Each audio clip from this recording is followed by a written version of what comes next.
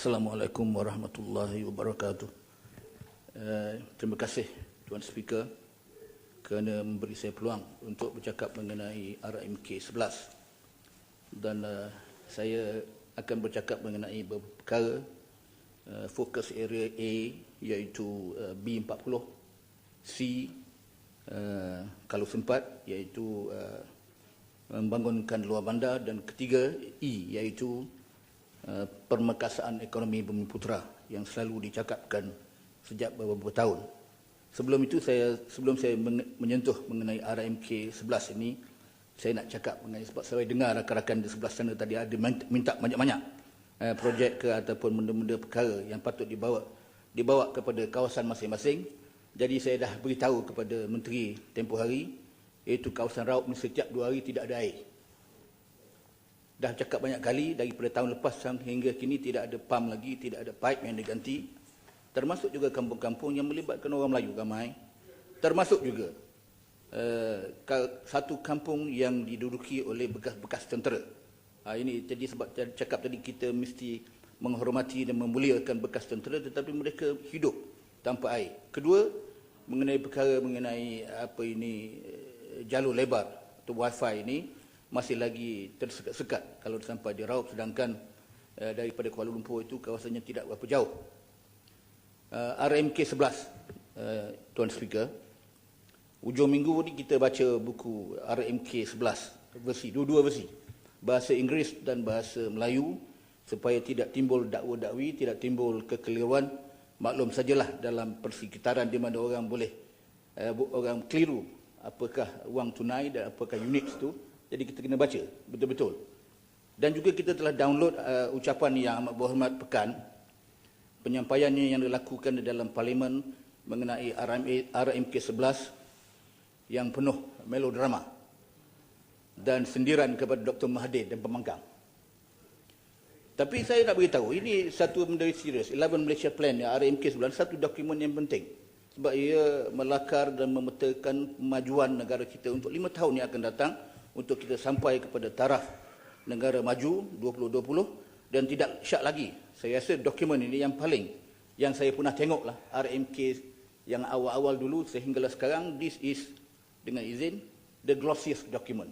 Kilau kemilau, dengan penuh dengan carta-carta dan penuh dengan, kalau dalam bahasa pasaran, razzle-dazzle. Tetapi kita tahu kadang-kadang ni, apabila benda dia dilakukan, kadang-kadang ia menyembunyikan lebih banyak daripada yang diberitahu. Ini sebab kita kena teliti.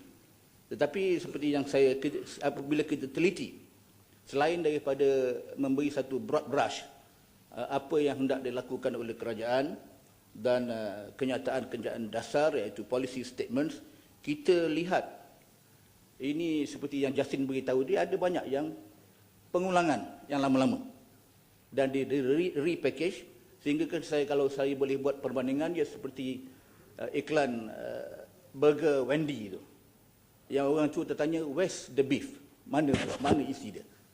Ataupun dalam bahasa perbandingan yang lebih mudah untuk orang kerajaan yang faham ni, ini seperti RMK 11 MP ini seperti sebuah kereta Lamborghini, ataupun dalam kes pengerusi Felda yang tak datang, kereta Maserati yang dipamerkan di lobi Parlimen.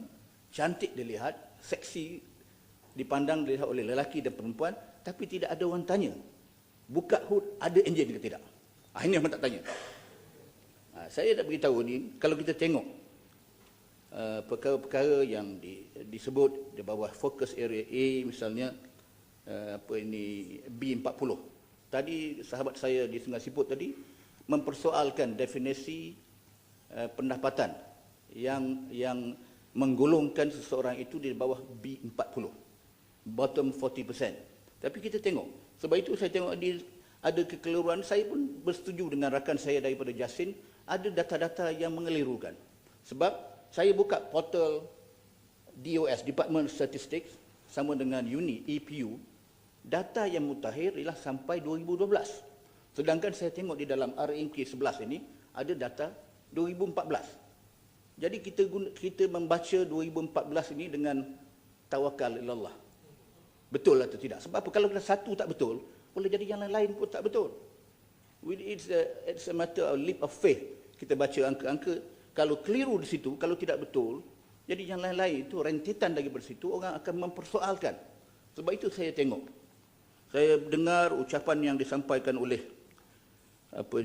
Yang Amat Berhormat Pekan pada poin 189. Sebab ini sebab saya nak beritahu the underlying thinking di sebalik RMK 11 ini. Kita tengok di dalam poin 189 tu dia memanjatkan doa kepada Tuhan. Ya Ilahi ya Rabbi, satukan hati-hati kami. Dia pun pilih ini suatu tindakan yang baik kepada saya dan saya salute kerana memperakui bahawa hanya Tuhan saja yang boleh menyatu padukan hati manusia. Dalam Al-Quran pun ada ayat yang bunyi, wa allafa baina qulubihim law anfaqta ma fil ardi jami'an ma lafta baina qulubihim walakinallaha allafa bainahum innahu azizun hakim. Hanya sahaja Tuhan saja yang boleh menyatukan hati dan jiwa-jiwa manusia. Tapi di dalam ayat itu ada peringatan kepada kerajaan. Ini kalau kerajaannya insaf, kita cakap sebagai ahli parlimen yang hendak mengangkat martabat manusia dan rakyat, nak membaikkan dan mengelokkan rakyat.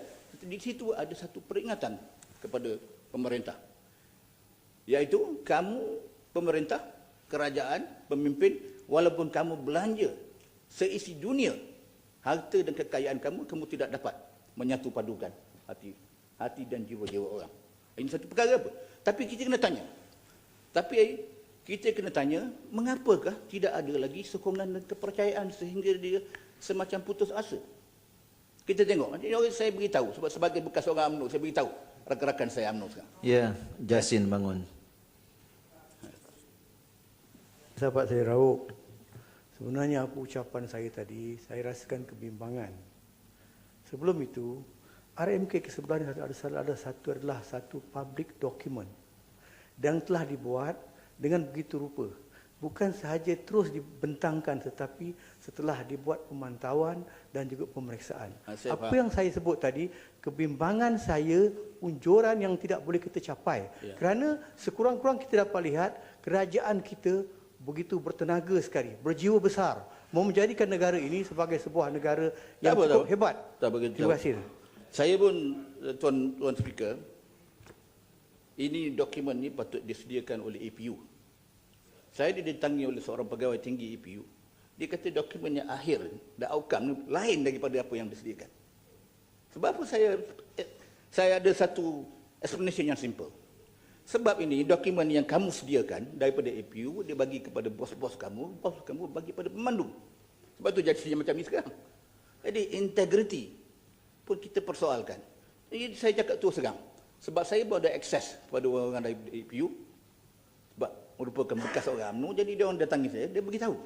Jadi saya terima dengan hati terbuka bahawa sebab ini, kalau benda dia tidak betul, sebab ini melibatkan seluruh negara. Tapi saya nak tahu tadi.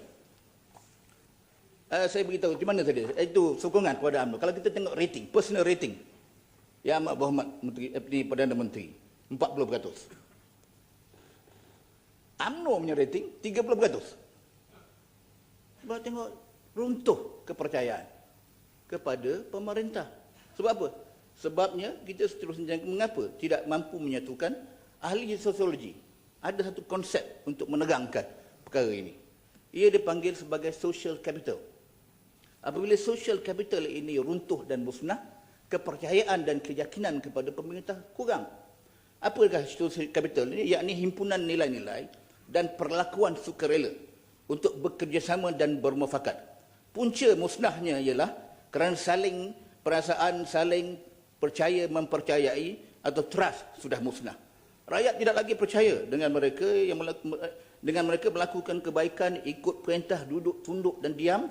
Pemerintah akan melakukan kebaikan kepada mereka sebagai balasan. Reciprocity itu tidak ada. Jadi sebab itu, kalau kita tidak perlu pakai agama untuk menerangkan mengapa ia terjadi begitu, kita boleh terangkan sebabnya ialah musnahnya social capital itu. Sebab rakyat sudah tidak percaya walaupun apa kita buat sampai sehingga hari ini. Jadi kurang apabila kepercayaan bahawa walaupun rakyat baik, tunduk, sokong kerajaan selama ini tetapi tidak dapat dibalasi dengan kebaikan juga, mereka hilang menaruh keyakinan kepada mereka. Bila mempercayai ini musnah, maka hati tidak boleh lagi disatukan. Walaupun Tuhan saja yang boleh menyatukan hati dan jiwa, itu tidak mengecualikan pemimpin dari memupuk kepercayaan di kalangan rakyat.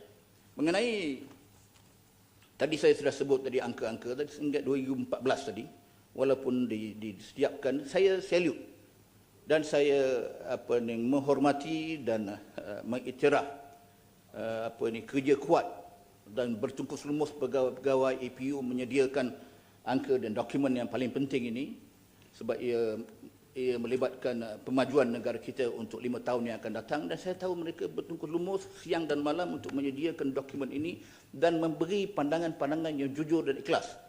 Tetapi apabila political masters melakukan perubahan, mereka merasa hampa. Sebab itu, ini we got to face the facts dengan izin Tuan Speaker, bahawa di kalangan pegawai-pegawai kerajaan pun yang senyap-senyap menentang dan tidak menyokong kerajaan bertambah ramai. Rob, boleh tanya sikit, Kepala Kangsar. Adakah Rob beranggapan bahawa sekiranya dokumen yang penting ini hanya dibuat oleh pihak EPU saja, dan sekiranya EPU saja yang buat tu, adakah pihak Raub tidak mempertikaikan apa yang dibentangkan oleh EPU sekiranya EPU membuat dokumen ini? Terima kasih.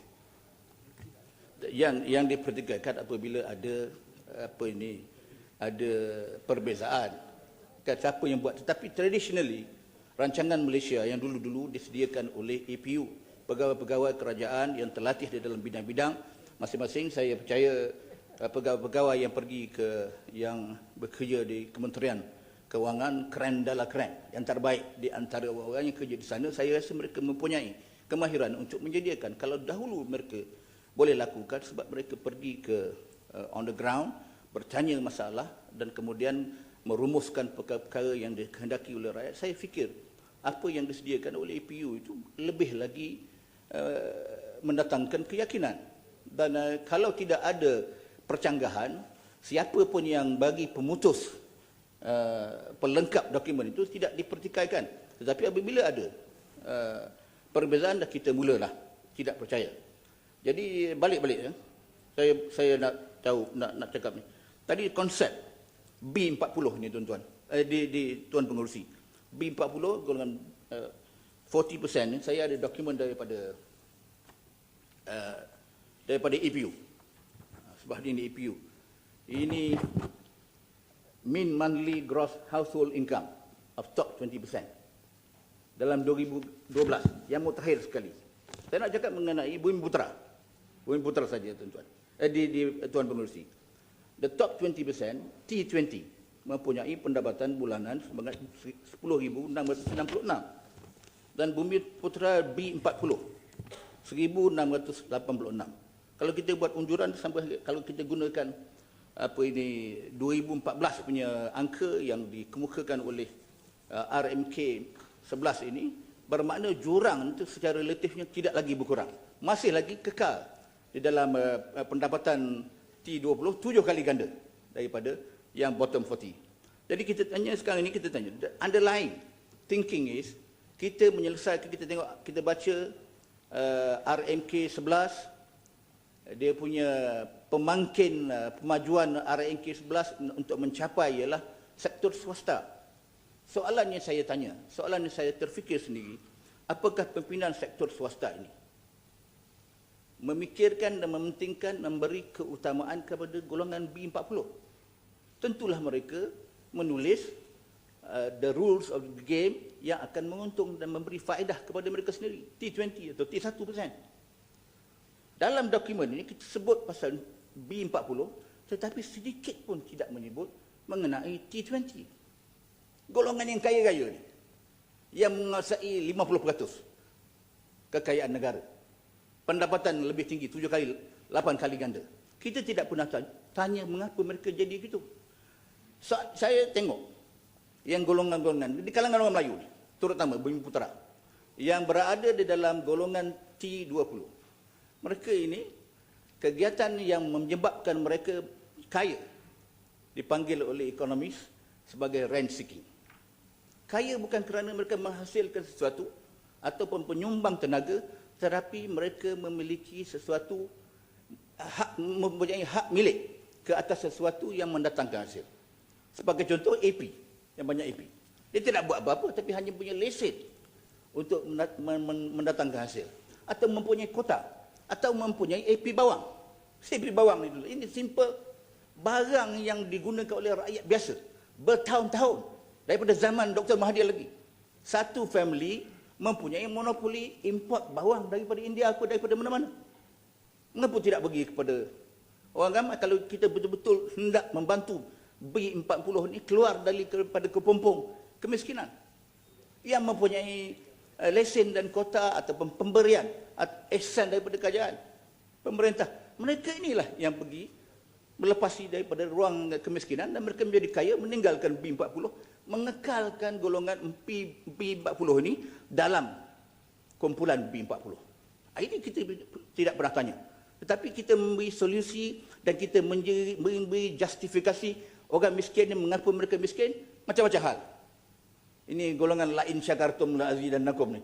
Kalau orang ni pergi mana-mana, tiap-tiap kali bersyukur. Tetapi bersyukur membawa padah kepada mereka sebab mereka kekal dalam golongan B40. Ini yang kita selalu mempersoalkan. Sebabnya kalau kita tengok yang kaya tadi bertambah kaya, ini bukan satu klise. Sebab tiap-tiap kali disebut begini, tetapi inilah yang berlaku. Sebab yang golongan B40 dengan pendapatan 1,686 ni untuk mendapat 200 lagi. 200 ringgit tambahan dalam 2 tahun lagi pun amat susah. Dan kita tengok yang sedihnya, saya rasa majoriti yang berada di bawah B40 ni ialah orang Melayu yang selama ini bergantung harap pada kerajaan. Dan saya tidak salahkan. UMNO, parti UMNO ni, disebut parti UMNO, mempunyai peranan untuk kepada orang Melayu ni sebab apa? Dia bagi ketenteraman fikiran kepada orang Melayu. Kita tidak itu. Tapi kita sebelah sini kita akan sampai bila-bila pun akan cuba menjatuhkan UMNO daripada pemerintah. Tapi begini, tadi yang mereka mengharapkan selama ini mengangkat dan membaiki keadaan B40 ni tidak pernah berlaku sebab kita mengharapkan golongan atas T20 itu merancang untuk kepentingan B40. Susah. Orang yang kuat-kuat, orang yang kaya-kaya ni tentu kena memikirkan. Ya, kawan sahabat. Ya, sila Pin. Sahabat saya dari Pekan, daripada Rauk. Statement itu harus difikir semula, maknanya T20 merangka dan merangsang golongan B20. Kalau kita lihat, golongan peniaga dan usaha adalah golongan yang penting dalam mana-mana society yang akan memainkan peranan untuk memacu pertumbuhan ekonomi. Golongan peniaga dalam Islam pun, orang meniaga adalah golongan yang tahap tinggi martabat dia. Jadi statement itu saya rasa tidak tepat. Sahabat saya, lama saya ni, tidak tepat kata golongan T20 merancang B40. Itu tidak tepat. Saya harus ditarik balik dan dikaji semula. Itu pandangan saya tidak perlu tarik balik. Sebab saya melihat dia seperti kalau kita keseluruhannya. Ini orang-orang yang melakar 11 Malaysia Plan ni masih lagi tersemai dalam fikiran mereka the trickle down effects ekonomi. Lelehan ke bawah. Biar orang atas merancang apa dia buat untuk B40, orang miskin, kamu dengar apa yang kami cakap, ikut, maka kamu semua akan pergi ke syurga loka. Semua akan selesai masalah. Tetapi ini tidak berlaku yang demikian. Sebab kita tengok, saya melihat kalau ada kesungguhan, dan saya tengok langkah-langkah yang mau diambil ini bagus. Tapi pengucapan itu berbeza dengan pelaksanaan. Kita tidak tahu benda ini akan berlaku atau tidak. Sebab kita tengok dalam kes bidang fokus area A atau C atau E, senantiasa di bawah sekali itu mesti ada persoalan mengenai delivery system. Ini satu isu yang besar. Betul kita ada grand design, kita bagus, kita boleh cakap kita mempunyai niat yang suci dan murni, tetapi kalau pelaksanaan itu tidak dilakukan dengan betul dan jujur dan amanah, maka objektif dan matlamat RMK 11 khususnya di dalam menambah baikkan keadaan golongan B40 ini tidak akan tercapai. Saya melihat lagi satu sebagai contoh, kalau ada kesungguhan yang betul-betul. Ini telco ni sebagai, kalau betul, sebab saya tengok dalam satu daripada kumpulan yang mahu dibaikkan ialah kumpulan wanita. Saya tengok telco ni prepaid business. Berbilion. Tahun lepas 2 bilion, 3 bilion dan 4 bilion dilakukan oleh the top 3. Saya nak tahu, kalau betul-betul dia suka, mengapakah tidak lantik peruncit di seluruh negara. Dia praktis sekarang ni dia bagi kepada 3 atau 4 regional big timers yang akan menjual prepaid dan starter kit. Mengapa tidak terus beri kepada golongan wanita? Kalau nak betul-betul nak mengangkat martabat wanita, ibu tunggal ke, bagi, bekas ini bisnes yang bukan yang teknologi tinggi. Hanya membuka satu booth, jual prepaid punya starter kit sama dengan top up. Ini patutnya kita fikir. Sebab ini satu jalan yang boleh memberi satu pekerjaan yang saya ingat bermaruah kepada wanita-wanita untuk berniaga dan mengangkat diri mereka daripada melepaskan diri daripada golongan B40 ni. Dan lagi satu ialah sebalik saja satu yang senantiasa menghantui ramai orang, iaitu apakah definisi seperti yang dirisaukan oleh ramai orang termasuk sebelah sana, ialah kita jangan malu untuk memperakui bahawa kita ada golongan miskin yang ramai. Tetapi kita boleh menyembunyikan golongan miskin ini dengan menaruh dan menggunakan satu benchmark yang paling rendah. Kalau kita gunakan 760 bagi Semenanjung dan 910 bagi Sarawak, iaitu PIL, Poverty Income Line, maka saya rasa kalau kita buat kajian, memanglah golongan miskin ada 1% saja. Impossible ada orang, kecuali yang mahu hampir-hampir ke buluh dan tidak ada rumah, yang duduk berempat, mempunyai pendapatan 760 seribu, 990, ataupun di Sabah 1050. Dan kalau sebab apa yang lazimnya angka yang digunakan PIL, Poverty Income Line, yang digunakan oleh World Bank, organisasi seperti World Bank ataupun international yang lain, badan-badan international yang lain, ialah ianya mesti 50% daripada median income, pendapatan penengah. Kawan saya daripada Sungai Siput tadi guna 60% daripada itu, tapi sebetulnya pakai 50% daripada pendapatan penengah atau median income. Kalau seperti yang dia sebut, median income kita ialah 3,626, maka garisan kemiskinan yang patut digunakan untuk semua, jangan beza. Maybe boleh jadi Sabah dan Sarawak itu sebab ada mempunyai keunikan di dalam negeri masing-masing, boleh jadi dia punya kadar garisan kemiskinan itu lebih tinggi, tetapi kita patut lebih menggunakan angka 1,800 atau lebih sebagai garisan kemiskinan, poverty income line.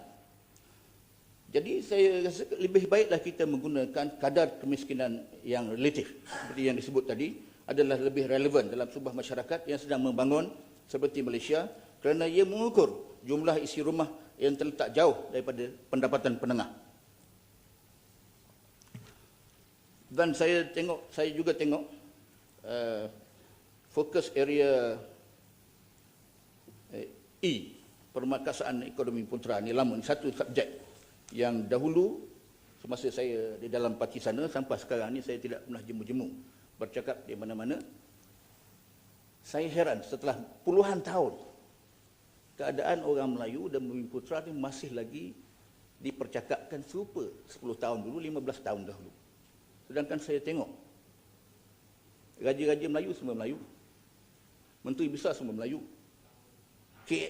ketua state secretary semua Melayu, pegawai-pegawai semua Melayu, ramai Melayu, 95% kalau di Semenanjung orang Melayu. Tetapi mengapakah keadaan orang Melayu di bawah sana tidak diperbaiki? Ada 3 perkara sini saya ingat.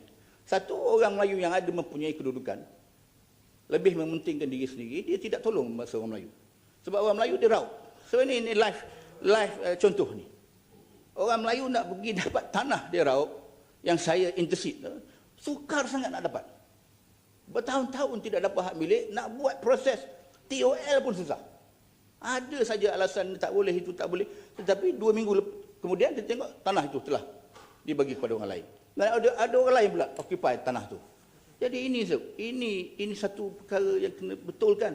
Sebab nyata-nyata orang Melayu, pimpinan Melayu yang mempunyai kedudukan tidak membantu orang Melayu. Nombor dua, Tuan Speaker, boleh jadi delivery system tu tidak ada. Tidak betul. Sebab apa bila dia tengok, misalnya dia Raut, pembukaan tanah illegal ni banyak dilakukan. Secara kebetulan, saya nak beritahu secara jujur dan terus terang sini, dilakukan oleh orang Cina. Tetapi kuasa yang membenarkan itu ialah pejabat tanah dan daerah. Mengapa boleh terjadi demikian? Sedangkan orang Melayu nak buka 2 ekar pun jadi dihambat oleh ini enforcement officer. Mengapa jadi begini?